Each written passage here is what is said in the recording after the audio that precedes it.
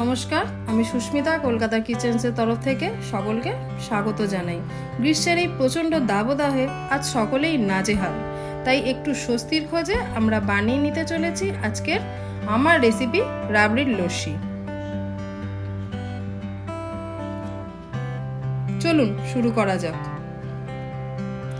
এটি বানানোর জন্য যে প্রয়োজনীয় উপকরণগুলি হলো নারকেল কোড়া, রুয়াবজা, পরিমাণ মতো চিনি, গুঁড়ো দুধ, টক দই, সামান্য পরিমাণে আটা, কিছু পছন্দের ড্রাই ফ্রুটস এবং এসেন্স, আর আমার তৈরি করা চিনির সিরাপ এবং দুধ।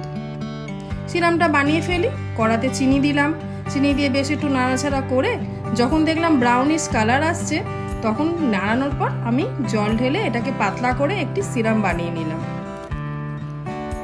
নেওয়ার পর এবার রাবড়িটা বানিয়ে নিই। কড়াতে দুধ ঢেলে বেশ ভালো করে নাড়াচাড়া করে তো মিশিয়ে রাখা যে আটা এবং দুধটি একসাথে মিশিয়ে নিলাম এবং গোলা দুধ থেকে খানিকটা দুধ তুলে রেখে তার মধ্যে আমি চিনি মিশিয়ে ভালো করে ফোটাতে থাকলাম। আগে থেকে যে দুধটা তুলে রেখেছিলাম সেটার সাথে গুঁড়ো দুধ এবং আটা খুব ভালো করে মিশিয়ে নিলাম। নেওয়ার পর আস্তে আস্তে কড়ার দুধটির মধ্যে আমি ঢেলে নাড়াতে থাকলাম। ঠিক এই রকম থিকনেস আসার পরে আমরা গ্যাসটিকে বন্ধ করে তার মধ্যে একটু ঘি দিয়ে ঠান্ডা করতে দিলাম। চলুন এবার শরবত বানানোর আসল পর্বটি শুরু করি। বানিয়ে রাখা সিরাপটি প্রত্যেকটি গ্লাসে দিয়ে দিলাম। তারপরে ফেটিয়ে রাখা টক দইটি সম পরিমাণে সব গ্লাসে ভাগ করে দিয়ে দিলাম।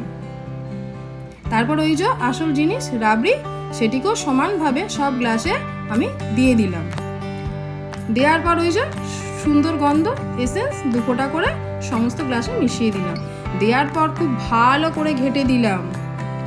তারপরে দিলাম কুড়ানো নারকেল আর রাবড়িটি একটু সামান্য দুধে পাতলা করে আবার নারকেলের ওপর আমি সুন্দর করে দিয়ে দিলাম। দেওয়ার পর ওই যে বললাম স্বস্তি গরমে 2টি করে বরফ সমস্ত গ্লাসে ভালো করে দিয়ে ভালো করে মিশিয়ে নিলাম। নেয়ার পর দিলাম রুয়াবজা, ড্রাই ফ্রুটস পছন্দের মতন। আপনারা চাইলে চেরিও দিতে পারেন, তাহলে জিনিসটি আরো ভালো দেখতে হবে। তৈরি হয়ে গেল আমাদের শরবত। কি সুন্দর দেখতে হয়েছে বলুন।